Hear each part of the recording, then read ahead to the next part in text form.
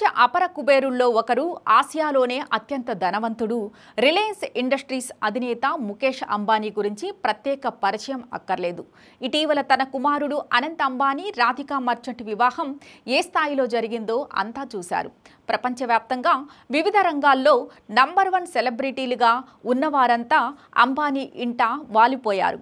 అంబానీ ఆతిథ్యం స్వీకరించి మురిసిపోయారు. అంబానీ ఆహ్వానం అందుకున్న వారిగా గర్వపడ్డారు.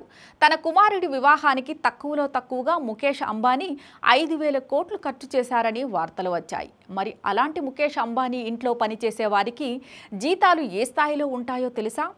అంబానీ ఇంట్లో డ్రైవర్లుగా, వంటవాళ్లుగా, పనివాళ్లుగా పనిచేయాలంటే ఏ అర్హతలు ఉండాలి? వారిని అంబానీ కుటుంబం ఎలా చూసుకుంటుంది? పనివాళ్లకు జీతాలు ఎంత ఉంటాయి? వంటి విషయాలు తెలుసుకుంటే నోరెళ్లబెట్టడం ఖాయం. ముంబైలో విలాసవంతంగా ఆకాశాన్ని అంటేలా ఉండే ఆంటీలియా ముఖేష్ అంబానీ నివాసం పేరులో పనిచేసే వారి జీతాలు ఇప్పుడు సోషల్ మీడియాలో వైరల్ అవుతున్నాయి.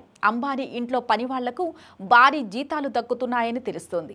అంబానీ కంపెనీల్లో పనిచేసే ఉద్యోగులకు ఉన్నట్టే అని సమాచారం.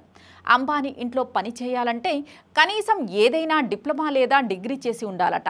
అంబానీ ఇల్లు ఆంటీలియాలో 500 మంది వరకు పనిచేస్తున్నారని తెలుస్తోంది. వీరందరికీ లక్షల్లోనే నెలకు జీతాలు ఉన్నాయని సమాచారం.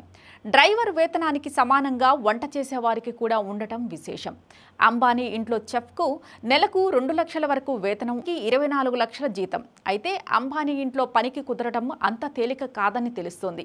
పని వాళ్లకు వివిధ రకాల పరీక్షలు పెడతారని తెలుస్తోంది. వాటిలో వాళ్ళు ఉత్తీర్ణులై వారి వ్యవహార శైలి పట్ల అంబానీ కుటుంబం మొగ్గు చూపితేనే పని లభిస్తుంది.